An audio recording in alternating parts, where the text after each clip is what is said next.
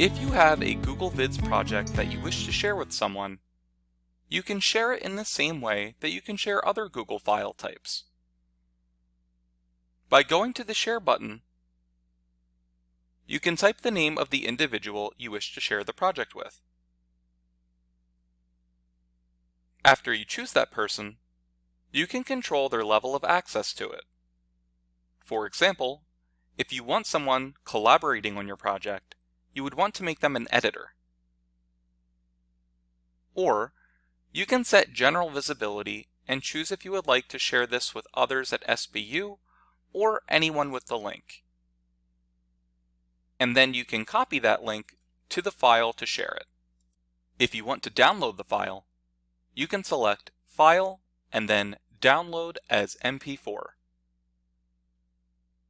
Or, you can save the video as a file directly in Google Drive by selecting File and then Export to Drive. Thank you for watching. For more Google Vids and other Google-related content, please subscribe to our channel.